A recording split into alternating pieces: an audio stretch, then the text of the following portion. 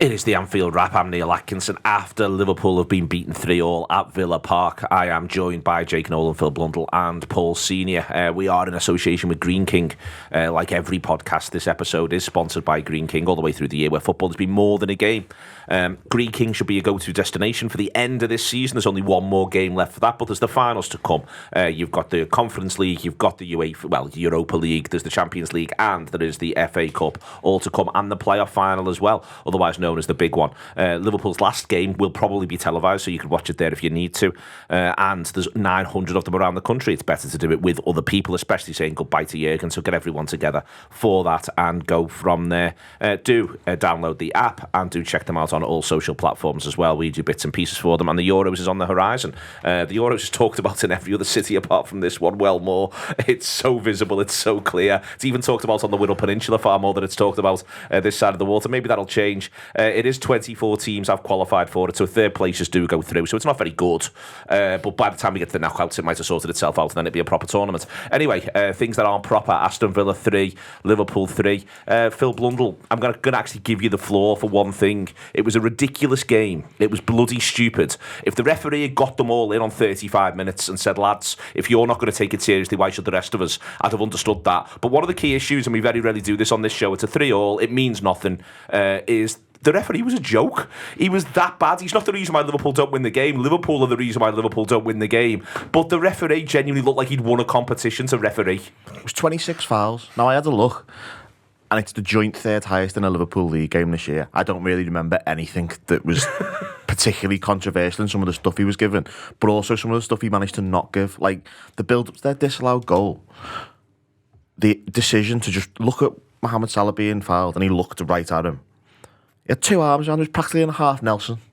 And he went, nah. He did a mad gesture. He thought he was miming it. And I couldn't. If I'd been on the up, I'd have been on the pitch. And it was like, what are you doing? 6 and 2 threes or something, wasn't it? And it was the second one of them. There'd been one about 5 minutes earlier when Salah went to run through, and he sort of just grabbed him round the waist and went, no, you're not going through. And he waves that one away.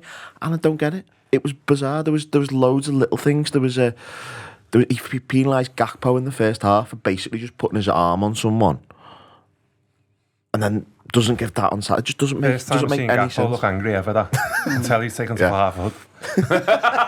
Yeah, he's up nights, isn't he? Yeah, it was just a bizarre refereeing performance, and that was everyone's annoyed about failing to win the game. I'm mainly annoyed because it means you can't look at the referee without sounding like a bit of a maniac. I know. That 3-1, I was like, I'm made up. I can go for the referee after the game here.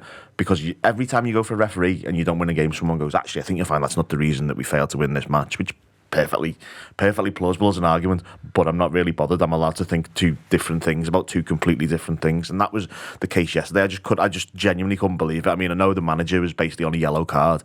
I think he's done incredibly well to not get booked. First half, it looked like to me, it felt like he was on the wind up. There was one. He gave 10 free kicks to them before. I think he gave us one, or in the first 10 fouls he gives them 9 free kicks and us one. There was a really funny one where right at the end, Klopp looks at him and starts rubbing his eyes. I don't know if the TV picked up on this. I seen it in the ground, and he's just going like this. He's going like this.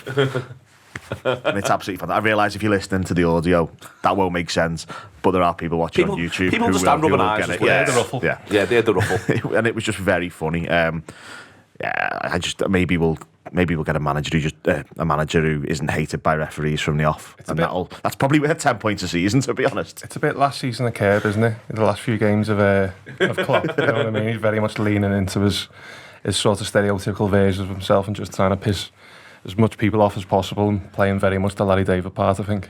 He's been the referee, Paul, honestly, to both Jake and Phil's points. It did feel as though it was mentioned in his press conference, it was mentioned pre-match to him as well by Sky, and then the referee throws that first half in, and it genuinely felt like some extra bit of vaudeville, like this thing needed a slapstick element, like let's see if this can we elicit some sort of reaction from him. I don't believe that is the case. I don't think the referee's very good. I think the ultimate problem is I don't think that referee's very good. I don't believe there's anything sort of malign or malicious in there. I just don't think he's very good. But watching it unfold, before we get stuck into the ridiculous Reds and the fact that they're bloody stupid and shouldn't lose the game, I'm just watching it unfold like, can we just have someone who knows the rules, please? Yeah, I think Phil described it right in saying competition winner. Like, it was like we're giving Simon a chance here to have a little day out. It was, yeah, mind blowing. And do you know what? It was a game where you're almost there for the occasion. As I said, the result ultimately really didn't matter for us. But you want to win the game, but you're not like as passionate as usual. You're having a nice day. But I got to a point where I was like, I want to win this so we can win in his face. You know, not Aston Villa's. I don't want I quite like Aston Villa as a football club. Yeah. But that referee, I don't understand how the best league in the world can have this standard of officiating. I think he's by far the worst. Him and Tierney have found new levels to take the piss out of Klopp this year. No wonder he's packing in. It was a ridiculous game, Phil. It's hard to know what to take at what stage of proceedings now. You know, there's loads and loads of context. It reminds me a little bit of the Southampton last season, the 4-4. Ferguson's last away game, I think maybe his last game full stop, was a 5-5 against West Brom. The 82-83 season under Paisley, even when the league wasn't in the bag for Liverpool, it's in the bag in the end because Watford and Manchester United can't put points together. Liverpool are well clear, but they can't put a run together, and Liverpool still lose 6 to the last 7 and draw the other one. I think it's therefore difficult to contextualise it, but Christ, it still did me head in second half. Or more accurately, did me head in a bit to the first half, and in the last 5-10 minutes, I was just thinking, come on, lads, the whole thing's been ridiculous, but there's no need for this. It was it was a microcosm of the last 2 years, I think, and it feels a bit peculiar to compare last season and this season because they're obviously sort of very different. But I sort of got home last night and decided to have a look at some numbers, and I'll not like just you, mate. bring them up. No, I was just curious on stuff like we've our XG against has been lower than 0.5 in 3 games this season. One of them was that Everton home game where Everton basically got a red card on 35 and decided they weren't interested in crossing the halfway line. Arsenal have had 9 since New Year's Day. It's 3 the season before. And I'm a bit in a position now where it feels like there's far too much focus on missed chances and goals. 23-24, we scored 84 goals. 18-19, we scored 84. 19-20, we scored 85. That's not, for me, if you're putting 85 goals in, you should broadly be speaking okay. And what's letting us down? We haven't scored, I don't think there's a league game where we scored 5 or 6. No. So it's not you can't do the thing where you go, exactly. you're like Newcastle this season have put 8 or 9 past Sheffield United in one game. A couple of seasons ago, last season we did Bournemouth 9 and Man United 7. So when you stripped them out, you were able to say, well, maybe there haven't been enough goals because you take that out and it's not good enough. I don't think we've scored 5 in a single game. So it's 4s max that are being spread out. And there's one more that I think is probably the most sort of damning of the lot and sort of indicative of probably the structure's just not quite right. It's that we've conceded 41 goals this season in the league.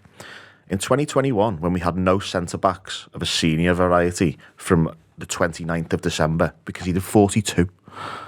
It doesn't seem to be focused on quite as much as I think it should be. That the structure of the team just doesn't look quite right, and we're giving up chances, and it's mostly self-inflicted chances. Well, and this is the problem for me, and it's been 2 seasons now, and we've managed to navigate it this season by scoring a reasonably good amount of goals. We're going to get sort of 85, 86, 87 somewhere in that region unless we don't score on Sunday, which I think we all think we'll probably score on Sunday. Got a couple on Sunday, yeah. Minimum. We've missed a load of big chances, and there's a load of if he'd have put this chance away, this chance away, this chance away, but we've kept 2 clean sheets since Boxing Day, and they are sort of indicative of ways to win football matches by keeping clean sheets. One of them, you keep it tight for the first half, nothing happens, you score 4 in the second half. One of them, you keep a clean sheet, you score a 99th minute winner. You can only score a 99th minute winner and win 1-0 if you haven't conceded a goal. When did Joel Matip get injured? Start of December. Yeah. The 2nd or 3rd, something like that. They definitely played a lot more. You think? I think he may have been. I don't think he'd have been first choice, but I think he might have been jettisoned in by now for a run of games, especially in this period where He was playing most of the games, though, wasn't he, before he was injured? he's a good centre half, and I think I don't think he's fixing the structure, though, although I agree he's probably... The structure may well have changed with that personnel being available. I just feel like the natural thing is to look at the defenders, but I also feel like sometimes a lot of these goals we're conceding towards the end of games where he makes them 4 subs yesterday. McAllister's legs are fully gone. Yeah. And he's took Endo off. And so he's put him up against fresh legs, which is was Jurgen the substitute? Yeah, yesterday? he came off as So because he got injured, didn't he? So he's McAllister, who can't run, is then having to chase the fresh legs, and we're wondering why we're exposed. Well, listen, we're going to celebrate the manager this week, but it does feel tactically naive because it also happens at Tottenham, where he's brought. Does he bring Bajcetic on? Does he at Tottenham? And makes 4 against Tottenham as well, doesn't it? And it I just think he makes 3, yeah. All of a but sudden, then he's done another one not too long after. they're just in on us. Yeah. And we're wondering why we're conceding these goals. And I honestly feel it cost us 2 points last night. Liverpool at 3-1. Just see the game out. You almost just get a win on the board, and it's a good win at Villa Park. They're going to be a Champions League team.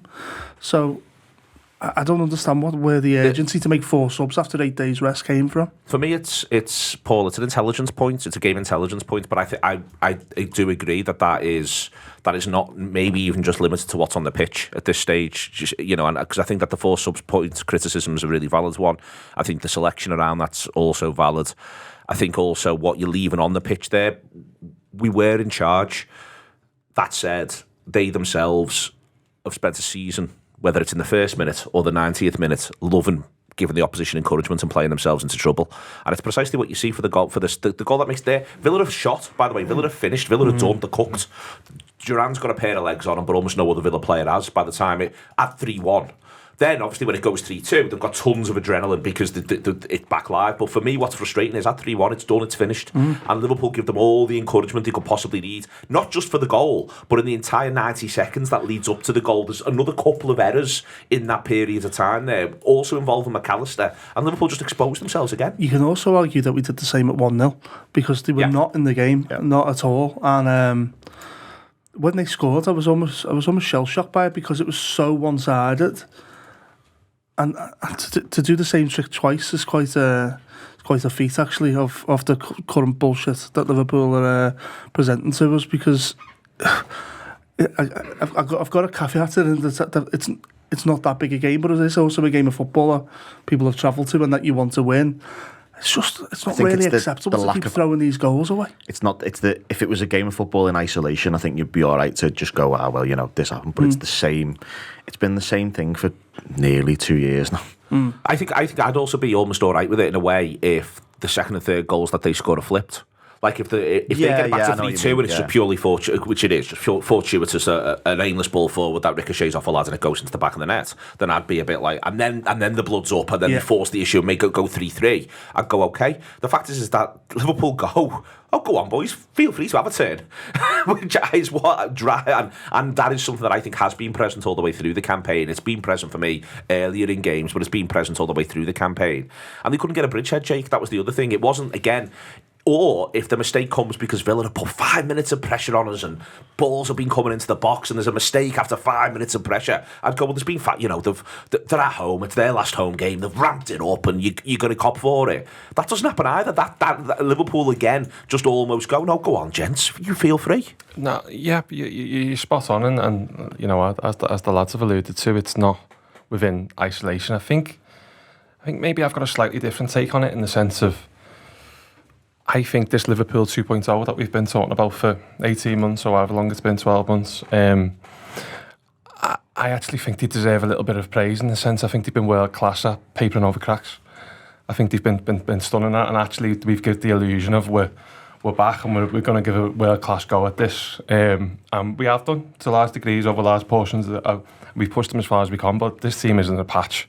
And Klopp's first great team, not a patch at all. And ultimately, they've ran out of steam, at the end of the season, and it's not for the first time when we went on forefront. It's happened again, and if you are pointing out criticism, I think it's the fact that we don't have the qualities in certain areas. We do kind of leave ourselves open, and as Klopp's making 4 subs last night, maybe he's a little bit too loyal at certain points, but I think I look at it in a different way, and I think they deserve a little bit more for the race that they've run, because we're a mile off the other two.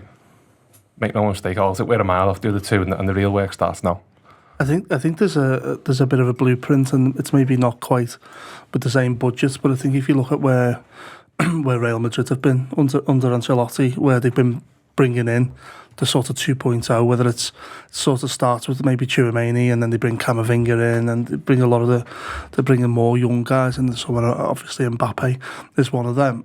I think the transition between blood and some young players with experience is good, but maybe this is par for the course, you know. But they're acting like a big club, and that's my problem with Liverpool. If not Jurgen Klopp, Liverpool is we're not acting like a big club sometimes. You know, we're still trying to shop at that sort of market a little bit under the top boys and we're sitting here going, well, why are we finishing third and why are our legs falling off at the end of the season? Why don't we look like we're as good as we was? I don't think there's no coincidences there. I think part of the legs thing is that there's very few games are dead on 70 minutes with this Liverpool team. You look at Manchester City and you look at Arsenal the last few months, they've had games done on 70 and then that gives you 20 minutes of rest. This Liverpool team was through, whether you want to call it players, whether you want to call it structure, whether you want to call it just sloppiness, managerial mistakes, whatever you want to bracket it as, Liverpool are having them to pretty much go to the well 90 minutes every week. Yeah. Because, you know, the game's 2-1 or the game's sort of it's the game being two, for me, Phil, it's the game being two. You know, a really good example of it is, I think Liverpool, to talk about this run that we've been on since the international break, I think Liverpool played really well against Brighton. The issue is they conceded in the first 3 minutes. So Liverpool get themselves to the point where they scored 2 goals at home against Brighton. But they've still got the fact that they've conceded 1. If you see what I mean. So your game's still live. Whereas if that Welbeck thing doesn't happen, the game follows exactly the same pattern. Liverpool go 2-0 up, and they get to go. See you later, Brighton is actually one of the 3 games where when I talked about the XG before being under 0.5, Brighton is actually one of them. Yeah. And it still was still a battle. It was still a tight game at the last minute. Yeah. The whole journey's been an emotional roller coaster as well. You know, people talk about the manager looking tired. It's no wonder I look tired. You know what I mean? You know, we've had a lot. We've had VAR. We've had injuries. You know, killer injuries. Don't forget about them. We've had kidnappings. We've had. Yeah. You know, we've had the whole shebang. It's been a nightmarish season for that type of stuff, and we ran it right until the very last leg. There is definitely things that you can point to, and Jake's right in what he's saying there is like, there's lads that will have had to have gone and played a lot more minutes in periods of the season where they'd have liked to have maybe staggered the amount of games they've got because of the. I mean, if you look at the League Cup final, what the team that finished on the pitch, that tells the story of the season in terms. It adds context to the season. But I do feel if you just do take last night's game in isolation, there's just no excuse for some of the decisions that were made. They've got themselves to 3-1, Paul. That's what drives me mad. If they go, I'll allow the first goal and you go from there. I think they should be better, and it shouldn't be a situation where McAllister misplaces one pass and it feels like, well, Villa are going to score now from some distance. Yeah. And that's Phil's structure point. But even let's park that. In that second half, until 80 minutes, 85 minutes, they do a really good bang-up professional job. Again, though, I think it's a thing where we were in so much control of the game. We talked about Arsenal a moment ago. But that for Arsenal, that goal's 3-0. And I think that may be the difference, is because we did give a stupid goal away, and we keep and continue to give stupid goals away. And even the deflection, it's a stupid goal. And those are things that you can go, oh, hold your hands up and go, we can't do anything about it. It just seems typical of where Liverpool are. But it's criminal the amount of times that you are in the Brighton game. You've give that goal away and then you're chasing, so you have to put more into the game. Sheffield, you're 1-0, it's easy, you're much better than them. You're not playing particularly well, but it's 1-0. It's Sheffield United, the poorest team in the country. Oh, they get an equaliser. Yeah, it shouldn't happen. Yeah, team smell blood against us now. I think that the best compliment you can give Liverpool under this manager is there was a period where teams were just giving up before they'd even kick the ball. But they're not doing that with Saliba and Gabriel, are they? They're not looking their arse. They don't fancy that. It's a task. You see United at the weekend, whatever. I was talking to my dad because he was singing 1-0 to the Arsenal. Well, 1-0 to the Arsenal is good enough for them now, because they can just go, well, I quite fancy us to get the nil. I would never fancy us to get the nil. There's an eye test thing as well, I think, with us and Arsenal. Like, for example, the way McAllister's losing the ball, they aren't losing the ball in those areas. They don't take the chance. They're not afraid to, like, go backwards and pass it round you, and then they've created the space. But also, when they lose it 20, 30 yards high up the pitch, and they also end up with 7 men behind the ball in about 3 seconds. We aren't set up in that way. We aren't doing that. We aren't. It just looks like people aren't quite where they're supposed to be. Everything in football is so meticulous, and footballers know exactly what they're supposed to do and where they're supposed to be at the right time. You know, there's a story about, I can't remember who it was, where a manager basically went, the ball's here, where should you be? And they all were like, right, well, we're there. But it moves the ball 10 yards and it's like, right, where are you now? We don't look like we're doing that. And in terms of when the ball is in a particular place, we're not. We look like we're very easy to be turned over and attacked on. And you see it last night very, very easily for that second goal. I do also think there needs to be a little bit of context with that third goal, though. Let's be perfectly honest. That could quite easily go out for a goal kick. We win 3-2 and we're sort of having slightly different conversations about this.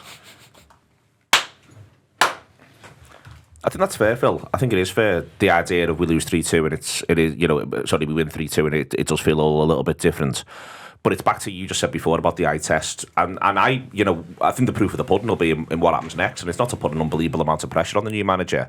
I sort of disagree with Jake in that I think that you've seen enough this season to be able to say that for 50, 60 minutes, Liverpool are in the class of City and Arsenal for 50 or 60 minutes. The issue is either key moments when they're not doing what they should be doing. They're not being clinical enough in both penalty areas. When Arsenal come to our place, for instance, we were murdering them second half until Trent hits the bar when he should score in there as well. That Arsenal are getting pulled to pieces. Liverpool don't capitalise. That's one, to your missed chances point before, which maybe you shouldn't put as much focus on. But then in the same game against Arsenal, Liverpool concede a mad set piece in the first 5 minutes, put themselves on the back foot, mean that the whole thing is an emotional roller coaster, mean that they can't pace themselves through the game. But for that middle bit of the game, Liverpool are excellent. Like, all these games that we want to criticise them in, there'll be 40 minutes in there where you go and played really well. Old Trafford in the league this season, first half, couldn't be much better. Probably needed to make it 2. If they do make it 2, they're probably 3 by half time. And I think that's where and that's why it's such an interesting summer, I think, because the new fella, who we all think will be Slot, he's coming in. He's got loads to build on. Absolutely loads and loads and loads to build on the one hand. It's a really clear pathway to say, if we beat Wolves, it's 82 points, and we're gobshites. But I could be a gobshite here and say, I tell you how you get from 82 to 92. I can give you some bullet points on how you get from 82 to 92. It's dead easy to find. And it's easy to find those points like nothing on earth. And to me, that's a real opportunity for him. The question is, how deep, if you want to call it the malaise, how deep the malaise goes. That's the key question for me. Finishing seasons is always really interesting with because the season's done and you're looking at the next one, and as you say, there's a lot to build on here for a new manager, and there's a lot of, I don't think, particularly difficult things to need to change and tweak. We could sit there now, Phil, and go, the stupid points that we've given away. 2 last night. Yeah. There's a building block. There's 2 right away. Know when to play and when not to play, and we do too much playing when we shouldn't play. Do you know I felt that last night, and I think it's. I'm not picking on Szoboszlai here, but I do think this season that's where in previous seasons that's his Milner sub. He doesn't have that Milner sub anymore, and I do wonder in his head whether Henderson was this year's Milner sub and then he goes unexpectedly. Having that guy to bring off the bench when McAllister's legs have evidently gone, and you go, no nonsense. No stupidity and bringing the adults on. That would have been invaluable this season. Oh, completely invaluable. The amount of games where we've gone, right, we need a sensible guy to come on, and we just don't have that. Yeah.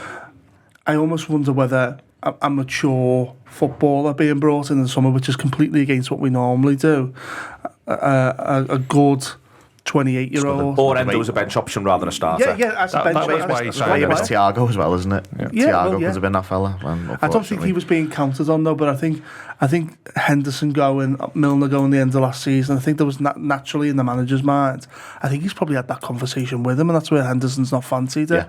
He's gone and got himself super fit for the season. He's gone, this season I see you like I've used James Milner the last couple of years, and he's gone, ego can't take it. Yeah, I can't be told that conversation right now. And especially after putting the graft in, I've just done all summer long to be as fit as I can be. I don't want to be a bit part player. Okay, well, but we needed that. And is Endo that? Was Endo brought in to be that? But actually he's become such a first teamer that the idea was that we're going to bring this captain from Stuttgart. This is where I think they've had hard lines. But on the injuries point, though, where I do think, and I've got sympathy with the manager, where I think there's been issues with the injuries, I think there's as much been the idea that players get injured and then you've also got to manage them back in. And I think that we've seen that bit be really hard post-March. I think in a really weird way, he gets the international break. They all look dead on the feet at Old Trafford in extra time. But I think that international break then comes at the wrong time because they're all going away. There's not the continued sort of development with them, with the lads who are coming back. It doesn't lead to an integration process. He's got a lot of his theoretically better players all available, Paul. But he's then trying to find a way to pick them. And, for instance, I think that's... He said the other day he regrets Elliott, that he hasn't used Elliott a little bit more. I think that there's a little thing in that where suddenly Elliott's not around selection anymore when he has been, because he's thinking, well, Jones would be great. Can I get Jones back tip-top?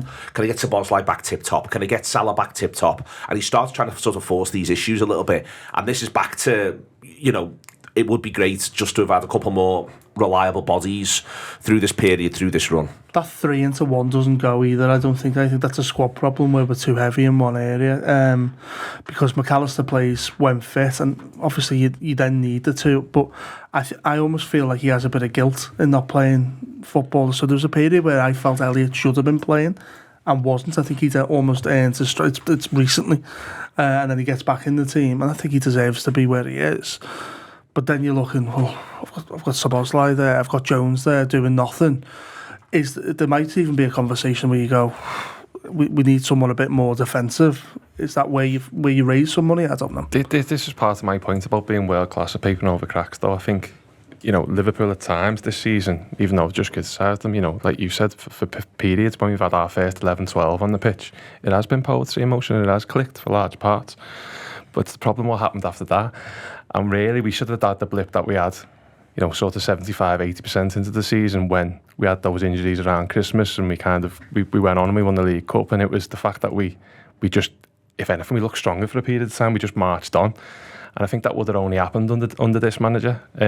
But the problem is when you quite rightly they start coming back and legs start to divot and you're trying to fit them all in, and I think that's when the squad didn't look as strong as maybe we thought it would be, and that's when I say we're a mile off the other two.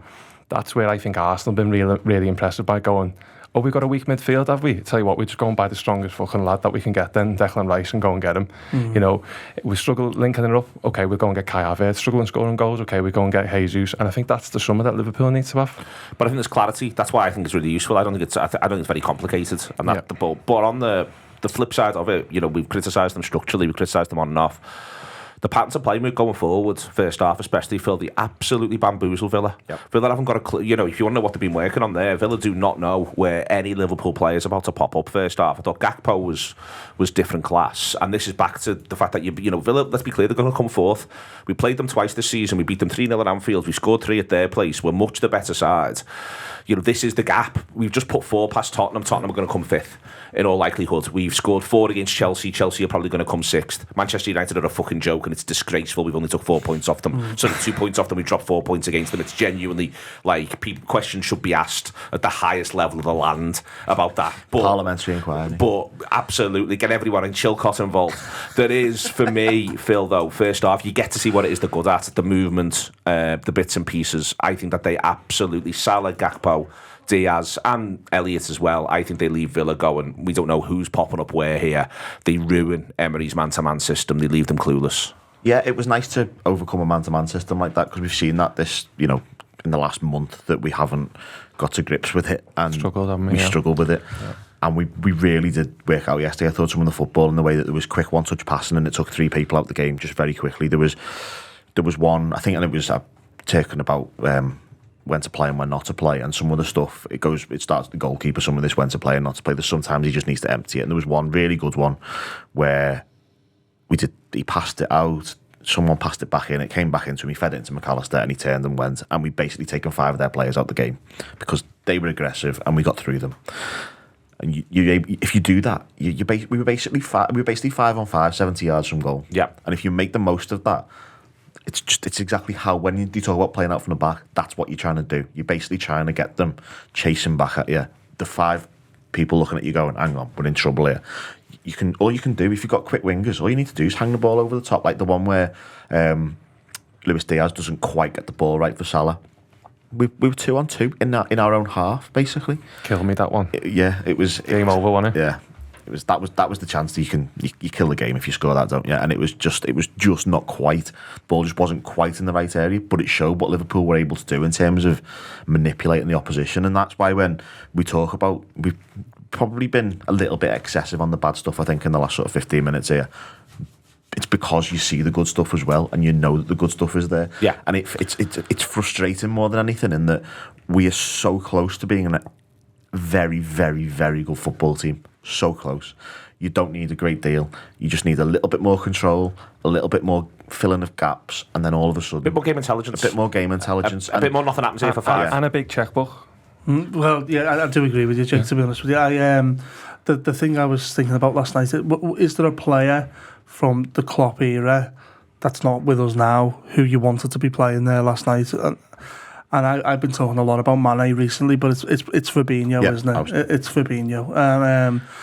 And then it's probably Mane for me. And I think that when I was watching the match last night, I was going, there is times where you say poetry, emotion and whatever, we've been brilliant. But it won't take a lot to take it up another level, in the way that Van Dijk and Alisson took us up another level, the way Declan Rice has took Arsenal up another level. For us to close the gap and maybe go from 82 to getting it around the 90 mark, there's a couple of players out there, I don't know who they are, but there's 2 elite footballers out there, and I think they're left wingers and holding midfielders. I think that has to be where Liverpool improve in the summer, because that ball that's not quite right for Salah, well, it has to be right. And that unfortunately with Diaz is too common the case, that the end product's just not there enough where he should score, or he should just get that ball, and you're like, oh yeah, but he's great on the ball. So what? That position's about end product, and that's it for me. And then the glaring obvious one is, I think we need to go and do what Arsenal did in the summer and just go, who's the guy that's going to run the midfield for Ali Slott's tenure, or at least the first part of it. That has to be, who's the guy who's going to be next to McAllister, because that world class 6 next to one already, on the way to being a world class 8. That's a great midfield, because we then do have those. He plays 4-2-3-1, or he has done so far. He might change when he comes here. Someone strong next to McAllister then, because it's not strong enough. I don't think we can afford to do any experiments at this point in Liverpool, because how many more campaigns have we got with Van Dijk playing centre-half, with Alisson in goal, with Mo Salah up top, with Alexander-Arnold playing key parts? We don't know. There's huge question marks. 6 months ago, we didn't know Jurgen Klopp was going to leave, and it's just, there's no time to waste. You've got to go and capitalise it, otherwise you'll be left in the dust. Yeah, completely agree. I think the holding midfield I completely agree on, and I think it's a bit of a problem in terms of what we buy, because if you go and have a look round, I can't see. I just can't figure out who it is. 50 sporting director and chief scouts now, so I'm sure they've got a list. So I agree, but none then of them can score 20 a season, though. That's my problem. Then it comes back to what Jake's saying about you can't make any experiments. When you look at the position, I think it's one of the reasons they were willing to sanction the Caicedo thing last year is the position is weak. Like, just from a football point of view, like, it's really weak. And this isn't like we can't do this, we can't make it happen. It's a really difficult one. You're gonna almost have to experiment with that position, because you're gonna have to take a gamble on someone. It's part of the reason we signed Endo, because that position, if you go like simplest way you can do it, go on transfer market and you can sort defensive midfielders by value. It's not a good list, We've also got that transfer window problem as well, as obviously we're about to announce a new manager. I imagine it'll be the next couple of days. I'd like them to announce him before the weekend. Euros is on as well. That's the big problem. Yeah. How are you talking and to the them? Copa America. How are you talking to these footballers? So you said last night, Phil, you wouldn't be surprised if Liverpool must appoint the manager and announce a signing or two. Genuinely wouldn't shock me if Liverpool signed someone next week. I know, I really wouldn't be surprised if Liverpool try and do some immediate business before the Euros, because they all go on holiday now, don't they? They almost have a holiday before the tournament, before the camp start. How are you going to change that squad? Because Slott's going to want a full pre-season with whatever his squad looks like, and if the key guy for him is a 6 or a winger or whatever, because he's winger mad from what I've read. But this is why we brought in, as you said before, how many of them there are, or whoever said before how many of them there are. This is what these fellas' job is. You know, they genuinely, this is their purview, their responsibility is to pull this stuff out the bag, if you see what I mean. And that's why I think the checkbook point is interesting, in that I don't think, you know, whether we like it or not, I don't think Fenway Sports Group invest all this stuff in people to be back office to basically just go, hang on, which one's the most expensive and therefore the best. We might think that that's, you know, and there'll be a lot of people who listen to this who would rather you just do that and you don't mess about. But I think that one of the key questions here that's on Liverpool is they're going to be looking for value in unexpected areas. At which point then it's up to you whether or not you think it's an experiment, or it's up to whoever whether or not we think it's an art project. I'm not talking 200 millions and things like that, but I'm just not talking 16 millions and free transfers. Which But is but the flip side of it is, I don't think they brought these fellas in to then say to them, "Oh, by the way, you aren't doing much business." Yeah. This is the two.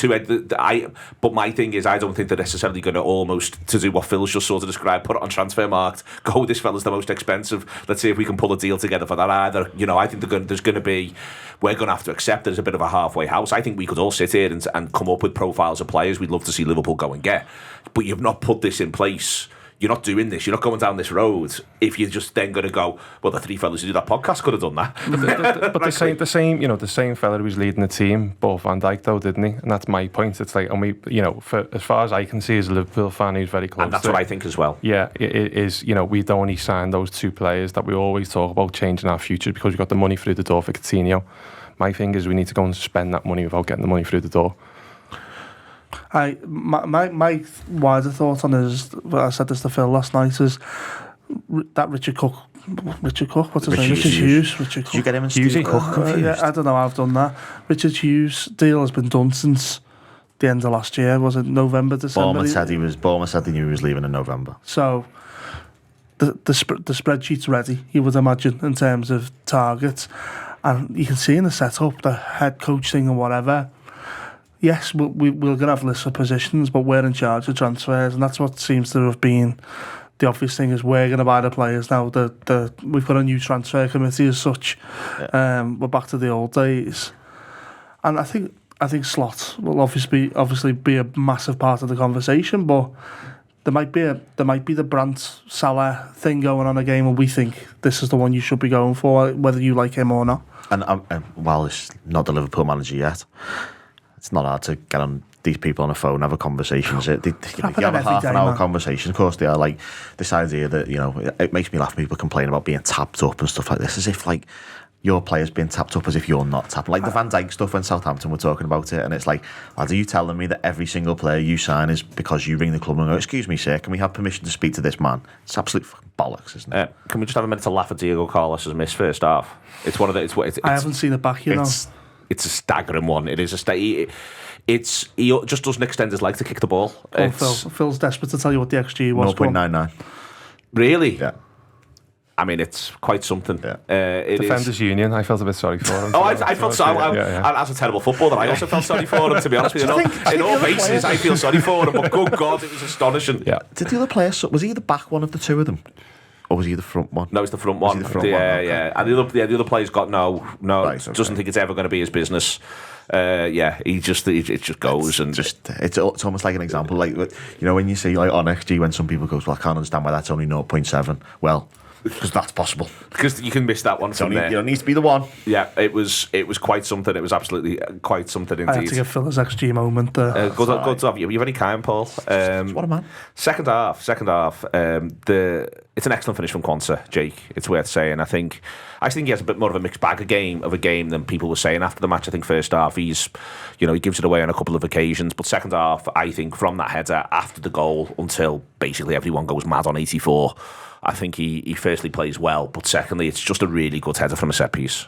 Yeah, he's been brilliant. I think, we've just spoke loads there about the negatives, and this season will probably go down in a little bit bittersweet and sad, but make no mistake, he's been a huge sort of plus point that's come from this season, potentially saved the club a lot of money. And there's me saying, go and spend. He's saved the club a lot of money there. I think since the moment he's come in, he's looked cool, calm, assured, all the things that you should want from a centre-half. I remember he scored in the Europa League, didn't he? And the goal got disallowed. I remember just being gutted for him because when you're going through the academies and you're moving from pitch 1, 2, 3, 4 right the way up to the first team, they're the moments you dream of. And you could see yesterday with Busney got that Premier League goal, because that would have been a milestone for him. And ultimately as well as a centre half who's 6'2", 6'3", 6'4", something that he should be trying to do as well to help the team.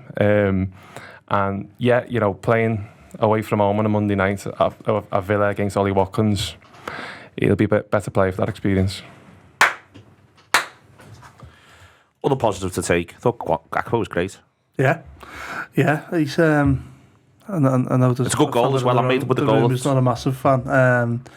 I'm in a weird position with him, because sometimes he looks unbelievable, and I was talking to someone last night, Sutty last night, just saying he just needs that bit more aggression. But actually last night I don't think he did, and it was nice to see him pissed off with the ref and whatnot as well. So no, it's I enjoyed Elliot pissed off with the ref as well. Yeah. Boot the ball away, show you care. I mean, no one cares more than Harvey Elliott, do they? But no, Gakpo was great.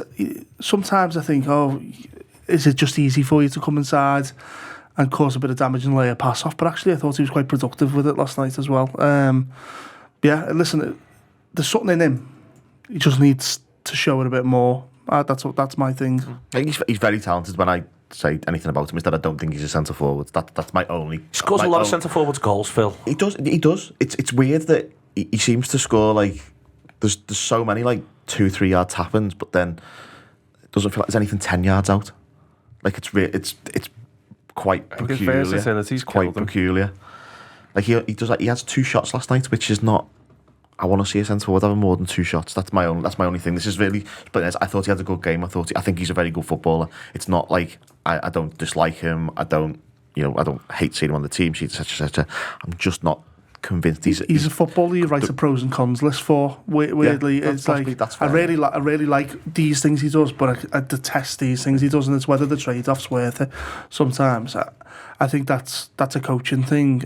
You need to get rid of that negative list. I think there's a genuine chance when you talk about the left side. I think he could potentially be maybe not as good as Mane, but Mane type on the left in terms of he can beat a man, he can come inside and shoot, he can go outside and put a ball, and he's very clever about where he needs to be. Wins headers. He wins headers. I think he could potentially form a very good relationship with the fullback in terms of the way he comes inside and creates space for the fullback. I think there's a lot to be said for him. I've got a bit of beef with that, actually. I said this to you last night, Phil, didn't I? The way we're playing the fullback role at the moment. So Trent's tucked in and Salah's on the outside quite regularly. It seems like it's back to front to me. So why have we got Salah so far away from goal and Trent inside? Well, I think they're trying to stretch it, but for me, in general, talking about last night, I thought one of the oddities, and this is back to the context of it, the 4-4 against Southampton, 5-5, end of seasons, etc. I thought Trent was just not at the races at all. I just thought it was a boring performance from Trent last night. You're in the situation. It feels like it was by design. Didn't seem to be on the ball that much at all. But you're in this funny situation where we're asking Quansah to do more to cover space that Trent's leaving, but there's no product. If you see what I mean. So you're asking more of Quansah. You're pulling Salah into. You're doing a lot of these things in order to be able to get more out of Trent, and then there was nothing there. And I think that's when that's. I think this is part of, by making a special case for a player or by building it around a player to a degree. If that player doesn't deliver, it sounds like you're being more harsh. If he has the sort of game he just has yesterday as a run-of-the-mill right back and plays pretty consistently as a run-of-the-mill right back, a 6 out of 10 as a right back, you go 6 out of 10 as a right back. That's fine. I miss him just whipping it in on the byline. I don't want to see this inverted thing. Honestly, I think you've seen his assists drop a little bit, haven't we? I don't know if it's relative to his injury this season. 3 this season or something. It's not many. He was out for 4 months or whatnot. Yeah. But since he's come inside, we've definitely seen. But he was great in January. December into January. I do feel though last night he was told, and I don't know if it's because Robertson wasn't playing as well, that he just had to be an old-fashioned fullback last night. I don't. I don't know. I don't like it. I want to see a version of Trent that used to go around Salah, not be tucked inside of him. I think the stuff is the first goal that they scored is a really good example of it. It needs to have stuff with it, and it didn't last night. Like when your centre backs are defending outside the lines of the penalty box, you're pretty much never in a great position, are you? There's something that's not good, and we had Quansah defending the touchline. And he does well to take Watkins down the outside, and then Watkins just does him for a little bit of pace. He's slightly flat-footed, does him for a pace, and he puts the ball in, and they score. Now, you can manage that if he's doing stuff. Last night he didn't do anything. Let's be perfectly honest. He just had nothing about him. But this is back to the structure points as well, but then it also feeds into the end of season points, which also feeds into the what are we all getting ourselves ready for point, and also a little bit of a what are we actually playing for point in there as well, which all sounds a bit harsh, and I don't mean it to. I just think you'd end up in a. That's why I think it's so difficult to take. For me, the recurring themes are the themes I'm taking from the game, if you sort of see what I mean. Everything else, one-offs here and there, I'm not interested in sort of. I think the recurring themes of giving the opposition encouragement, the recurring themes of gassing out at a certain point, all of those sorts of bits I'm looking at, the structure point I'm looking at. Trent not playing very well, I'm just sort of left a bit like, there's probably very good players at the back end under Paisley who were crap. I'm a little bit with Jake where I just miss him whipping it in, and I feel if you've moved this position to allow a number 10 to go, number 8 to go a further 10 yards forward, but you've sacrificed the defender who was getting you 15, 16 assists a year from doing what he did better than anyone I've ever seen do ever, then fucking stop it and go back to the thing he's really good at, because.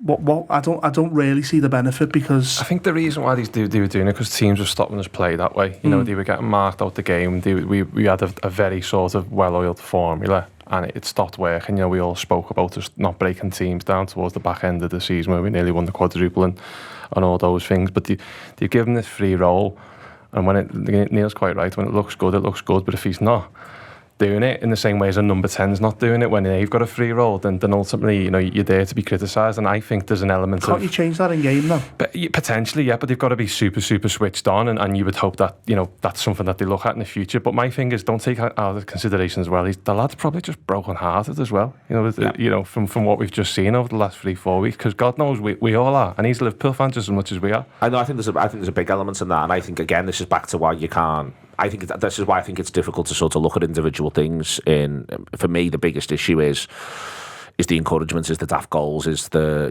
is that stuff more than anything else. Everything else. I just feel a little bit like at the minute context is so mad. In general, anyway, we'll move forward and talk about that context right now because it is the roadshow week. It is Sunday. We'll go from there. The Anfield Wrap is at Gravity Max on Bank Holiday Monday at the end of the month from 4 till 7. Really fun event we've got lined up. Very family friendly, which is hugely concerning vis-a-vis the foul-mouthed nature of my general existence. But we're going to get through it together, listeners. If you come down, we will try to stay the right side of that. And there's loads of fantastic stuff in Gravity Max. I love the place to pieces in there as well. Loads of colour, loads of light, loads of noise, no swearing. That's the plan. Gravity Max 4 till 7. Do bring City Talk days. Sorry. Took a lot of discipline them days. I mean, other than one crazy night, we managed to stick the right side of that. And even that night, that wasn't the issue. The issue was giving out wrong phone numbers and saying the wrong name of the radio network. Juice FM phone number. Wrong name of the radio network. Glory days, some would say. Kev, see you getting phoned off. Like, is that you, Neil? You lizard. Absolutely ridiculous stuff. So Gravity Max do come 4 till 7. It is a free event. You get in contact with them, you'll be able to do all of that from there. We've got our live thing at Mountford Hall on Saturday. If you come in, look forward to that. Still haven't worked out exactly what we're doing yet. Got a busy day today. Went to Villa yesterday, had a lovely day in Birmingham. Need to get that boxed off. As it is part of the roadshow, it's part of the big daft emotional week. The manager gets so much acclaim in the ground last night, Paul. Like I'm sure part of him wouldn't have liked it, but I think you get to see at the end that part of him really did adore it, really in a quite emotionally honest way. The way he comes over, he couldn't have been more open about that. He even said himself post-match he only really wants to talk about the positives himself, so I hope he hasn't listened to this podcast before as it is the end of his time now. We're going to be hitting Sunday. I mean, what are we expecting? I don't know. Tears maybe in some quarters. I think if we're only focusing on the Jurgen bit, I think the sadness, isn't there? Because he's the best period of my life, football watching life, undoubtedly. We've had seasons like 13-14, which will forever live in the memory. As I think that's maybe the year a lot of us got to know each other and whatever. But in terms of a period of time, this one under Jurgen's been unforgettable. And what are we going to expect? I don't think he will allow a circus. He can I think he enjoyed last night that there wasn't a microphone being shoved in front of his face or whatever. He could just have a moment with the away support, who were absolutely magnificent last night as well. It was a great end to be in. It was a real joy to be there last night. It really was, wasn't it? Yeah. Game aside, the end was magnificent. The best of Liverpool away ends, and I've been very lucky during Jurgen's tenure to sort of be there for the majority. And last night was good, and I was sort of on my way out the ground when he comes over, and I'm just stood at the very front, and I thought to myself, I'm going to have to take sunglasses to the ground on Sunday. Come rain or shine, I'll be wearing sunglasses. Yeah, I think so. You can see he's emotional, and like it's almost like now third is secure, we're not going anywhere. He can just enjoy his farewell, and he absolutely deserves it. There's two facets to it. There's three things happening at once here, Jake, and I think it's important for us that we listen. There's the idea that something may or may not happen around slot across the next couple of days. So there's three things that need to be written. One is that, and there'll be some people who'll be already thinking about the next thing because that's part of being a football supporter. There'll be some people who'll be in the moment with Jurgen, not ready to think about the next thing. But I think there's a third thing, which is, to all intents and purposes, forget even Liverpool for him on Sunday. It could be the last time he manages a football team. There's this thing he's done since he was 32. You know, he's been doing it. He's been only at 3 places, but he's been doing it for this many years of his life. It could be the last time it won't be the last time he's in a dressing room, but it could be the last time he's in a dressing room as an active participant, which he's been doing as his professional life since he was 18 years old, all the way back at Germany. And I think remembering this 40 years of this fella's life, to all intents and purposes, that he feels he may be, we don't know for a fact, I don't think he knows for a fact, but which may be getting drawn to a close on Sunday. I think remembering that on top of all of our stuff, I think is really, really important. This is a huge step in the life of a human we all adore, beyond just the Liverpool part. 100%, yeah. I mean, if it was anybody leaving the profession behind after that, you know, you'd be thinking of the sort of emotional journey, but you know, this guy steps out onto the football pitches and he's had an army of thousands of people behind him every week for that long, and he is a people person, isn't he? He is a connector. He is a sort of a leader of that. So I think he's going to miss that. And you know, I've seen the clips of when he left Mainz and I've seen the clips of when he left Dortmund, and they nearly made me go. So my God, you know, Sunday's going to be difficult, and I haven't got a ticket yet. So if anyone wants to offer me one and I don't have to put my mortgage on it, let me know. But yeah, it's going to be a sad occasion. Through a work thing, I went and did stadium tour the other day, and he comes out on a new tour. It's like a semi-AI thing, and I nearly went then. He was sitting in the main stand where I used to sit with my granddad. It was really, really emotional, because this guy has given us the best of times, the things that I could only dream of. The riding both horses at once thing, Phil, you know, Liverpool, you've said you think you wouldn't be surprised if they do a couple of signings before, say, the end of May. This is why it is so complicated. You've got a building full of people out in Kirby who are all working for Liverpool all the time. You've got a building full of people in Chapel Street in London as well, albeit in a slightly different capacity much of the time. You've got people who are working all this stuff out and who are ending that connection with them on the one hand. But I want the last away game of next season to be heart-stopping. I want it to be heart-stopping for the right reasons. So, and this is the conflict of being a football supporter. I honestly, you know, absolutely love the man, adore the man. I'm prepared to say goodbye to him on Sunday. I know I will be upset, and I'm not going to wear sunglasses unless it's sunny. I'll wear them if it's sunny. But I will, you know, embrace that. I've cried with Paul before. We'll cry together again, and that's the point. The point is that I want that moment of crying together again, and I think that there is. I wondered if it's been a bit of a funny place to work for the last couple of months, is what I mean. I wondered if there's been, you know, I think we can from the outside get irritated at times, want more of X, want more of Y. But I just wondered if it's been about as weird as it ever gets internally in a football club, not least because this fella is going through this thing all at the same time. And also 5 or 6 of the people around him are also packing the gear and going as well. And I think that all is a confluence. puts the club in a bit of a weird place. There's a peculiarity about it, isn't it? Because it's very rare that someone leaves a club job. It's By choice. By choice, and announces it 4 months before they actually leave. Like even Ferguson announced he was leaving in early May. That was, I think they'd already won the league, and he announced he was leaving in early May, and it was like, oh well, that's a bit mad. And he sort of had a really short one and walked out. We announced it. Wenger was 20th of April. I checked this morning. When their season was that late for Wenger? Yeah, when their season was pretty done as well, wasn't it? I think there was nothing really going. We were competing for the quadruple, and he's like, I'm off at the end of the season, and then it's like, oh, hang on. It could have gone 2 ways, couldn't it? Yeah, absolutely. I don't think it had any overall impact on anything. I think the players are, the players are still the players, and ultimately it sounds a bit cold, but the club isn't ceasing to exist on Sunday. No.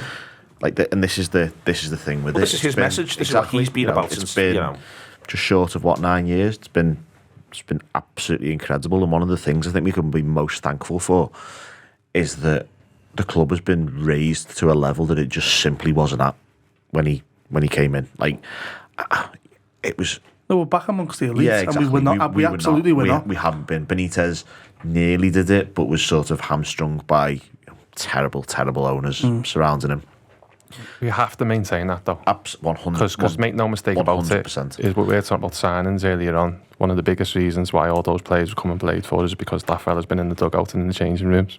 100%. But what he has done is he's elevated the club, and I think the identity of the manager is probably a bit less important than it was 6 or 7 years ago in respect of attracting people. I think it's still important. It doesn't mean that they'll just go, oh yeah, well, I sound whatever. But it's not quite as, people didn't used to look at Barcelona and go, oh, who's the manager? They just used to go, I want to play for Barcelona. And I don't necessarily think we're quite in that realm, but we're certainly on a different plane to where we were in sort of 2014, 15, 16. I'll miss the man. I'll miss the Borussia Dortmund version of Jurgen Klopp. I'll miss the character in football.